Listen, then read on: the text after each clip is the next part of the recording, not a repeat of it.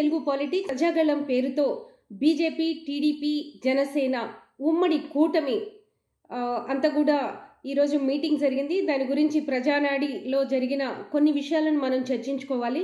ముఖ్యంగా ఆ స్టేజ్ మీద ముగ్గురు పవన్ కళ్యాణ్, చంద్రబాబు నాయుడు, మోదీ, ఈ ముగ్గురు ఏం మాట్లాడారు అనేది మనం ఒకసారి గమనించుకుందాం. ఫస్ట్ పవన్ కళ్యాణ్ మాట్లాడారు. పవన్ కళ్యాణ్ మాట్లాడుతూ చాలా అంటే కవితాత్మకంగా అలా తన ప్రసంగాన్ని ఆయన ప్రారంభించి చివరికి ఏదైతే ముగ్గురు అంటే ముగ్గురులో ఒక ఇద్దరు మాత్రం Chandrababu Naidu, Pawan Kalyan same type of స్క్రిప్ట్సే చదివారని మనం చెప్పుకోవాలి. వాళ్ళు వాడిన పదాలు కావచ్చు, లేకపోతే వాళ్ళు వ్యక్తీకరించిన భావాలు కావచ్చు, రెండూ కూడా ఒకేలా ఉన్నాయని చెప్పుకోవచ్చు. కాకపోతే పాపం పవన్ కళ్యాణ్కి ఎక్కువ మాట్లాడే అవకాశం రాలేదు. ఎందుకంటే మధ్యలోనే మోదీ జోక్యం చేసుకుని అక్కడ అంటే పోల్స్ మీద కామన్ మెన్ పిల్లలు అక్కడ ఎక్కి ఉండడాన్ని ఆయన వచ్చి దిగండి, మీ ప్రాణాలు మాకు చాలా విలువైనవని ఆయన చాలా చెప్పారు. సో పవన్ కళ్యాణ్ ముఖ్యంగా మాట్లాడింది ఏంటంటే ఈ ఉమ్మడి ఏదైతే ఈ కూటమి ఉందో ఈ కూటమి గెలవడం ఎంత ఆవశ్యకత ఉంది, ఈ కూటమి గెలవడం అనేది ఆంధ్ర రాష్ట్రానికి ఎంత అవసరం, జగన్మోహన్ రెడ్డి అరాచక పాలన నుంచి ప్రజలని కాపాడడం కోసం ఈ కూటమికి ఓటేయాలని చెప్పారు. ముఖ్యంగా వీళ్ళు మోదీ భజన చేశారని చెప్పుకోవాలి. వీళ్ళు ఏం చేస్తారనేది చెప్పుకోకుండా జగన్మోహన్ రెడ్డి అరాచకవాది అని చెప్పి, లేకపోతే ఒక సినిమాటిక్ డైలాగ్స్తో అంటే మర్డర్స్ చేశారు, లేకపోతే చంపేశారు, ఏంటో పేగులు బయటికి తీసి అంత అరాచకంగా చంపారు లాంటివి కొన్ని చెప్పి వాళ్ళేం చేస్తారనేది చెప్పకుండానే మోదీని పొగిడి మోదీని ప్రశంసించడంతోనే పవన్ కళ్యాణ్ చాలా క్రిస్పీగా దాదాపు ఐ థింక్ 3-4 నిమిషాల కన్నా ఆయన అయితే ఎక్కువ మాట్లాడలేదు. నెక్స్ట్ ఇక్కడ ఏంటంటే గమనించాల్సింది, మళ్ళీ కూడా వాళ్ళ మీడియా వాళ్ళు జనసేన మీడియా కావచ్చు, టీడీపీ మీడియా కావచ్చు, పవన్ కళ్యాణ్ని ప్రధాని మోదీ పేరు పెట్టి పవన్ అని పిలిచాడని కూడా రేపు చెప్పుకుంటారు. వాళ్ళ ఇద్దరి మధ్య ఎంత క్లోజ్నెస్ ఉంది, అంత క్లోజ్నెస్ లేకపోతే ఆయన ఎలా పిలుస్తాడని కూడా రేపు చెప్పుకునే ఛాన్సెస్ కూడా ఉన్నాయి.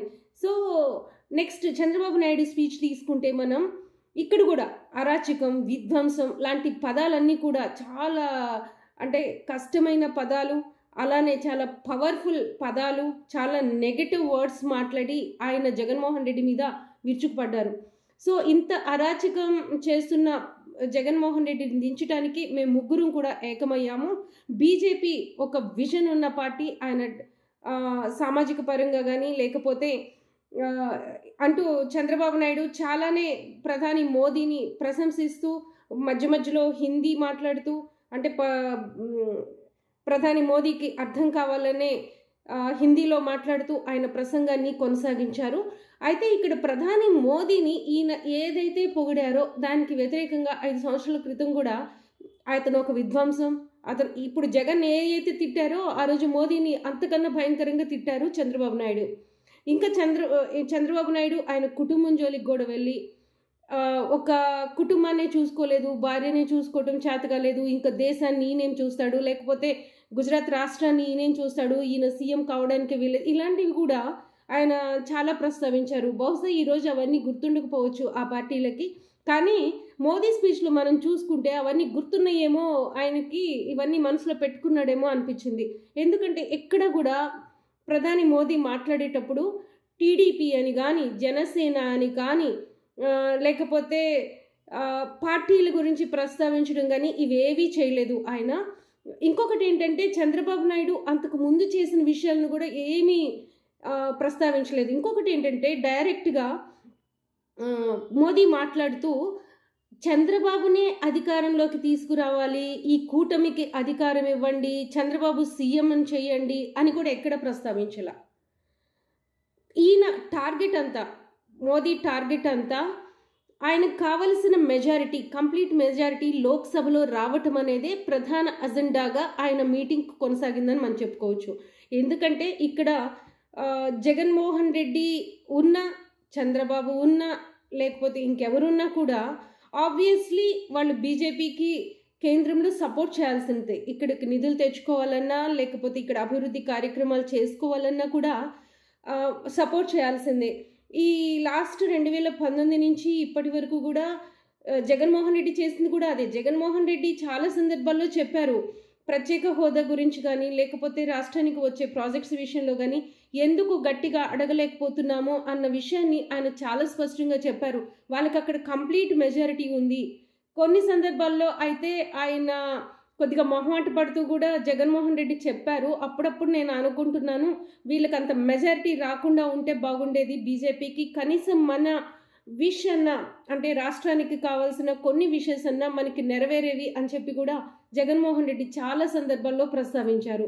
ఇక్కడ మోదీ స్పీచ్ తీసుకుంటే రాష్ట్రంలో ఎవరు వస్తే మోదీకి ఏంటి, కేంద్రంలో అతనికి కావాల్సిన సీట్లు అతనికి కావాలి. సో ఈ నేపథ్యంలోనే అతను ఈ పొత్తు పెట్టుకున్నారనేది చాలా స్పష్టంగా కనిపిస్తుంది. ఇంకొకటి మోదీ ఒక కామెంట్ చేశారు, అదేంటంటే జగన్మోహన్ రెడ్డి షర్మిల వేరు కాదు, అంటే కాంగ్రెస్ వైఎస్ఆర్సీపీ వేరు కాదు, ఇక్కడ ఈ పాలిటిక్స్ జరుగుతున్నాయి అని చెప్పేసి ఆయన ఒకటి ప్రస్తావించారు. అదే వేదిక మీద చంద్రబాబు నాయుడు పవన్ కళ్యాణ్ ఏం చెప్తున్నారు, ఏ రోజు కూడా జగన్మోహన్ రెడ్డి షర్మిల కలిసి ఉన్నారన్న విషయాన్ని ఇంతవరకు ఎక్కడ చెప్పలేదు వీళ్ళిద్దరూ. ఇంకా పైపెచ్చు జగన్మోహన్ రెడ్డి షర్మిలకు అన్యాయం చేశాడు, మేము తోడుంటాం, మేము ఇది చేస్తామని చెప్పేసి వాళ్ళు సపోర్ట్ చేస్తున్న సందర్భాలే మనం చూసాం. ఎందుకంటే చంద్రబాబు కూడా ఈరోజు మీటింగ్లో అది ప్రస్తావించారు, అంటే ఇండైరెక్ట్గా చెల్లెళ్ళిద్దరూ ఆయనకు ఓటు వేయొద్దంటున్నారు అని చెప్పేసి. ఇక్కడే కాంట్రడిక్షన్, అంటే మూడు పార్టీలు ఒకే వేదిక మీద ఉండి మాట్లాడేటప్పుడు ముగ్గురు ఒకే విషయాన్ని మాట్లాడాలి కదా, అంటే ఒకే విషయం కాదు, ఏ విషయం మాట్లాడినా ఒకే అభిప్రాయాన్ని వ్యక్తం చేయాలి కదా, కానీ ఆ అభిప్రాయాన్ని వ్యక్తం చేయలేదు. ఈ ఇద్దరు ఒక అభిప్రాయంతో ఉంటే మోదీ ఒక అభిప్రాయంతో ఉన్నట్టు మనకు స్పష్టంగా కనిపిస్తుంది. మోదీకి కావాల్సింది కేంద్రంలో తనకు కావాల్సిన మెజారిటీ, గతంలో లాగా సంపూర్ణమైన మెజారిటీ ఉండాలని అతను కోరుకుంటున్నాడు. రాష్ట్రంలో ఎవరు సీఎం అయినా కూడా ఆయనకేమీ ఉండదు. Please subscribe Telugu politics.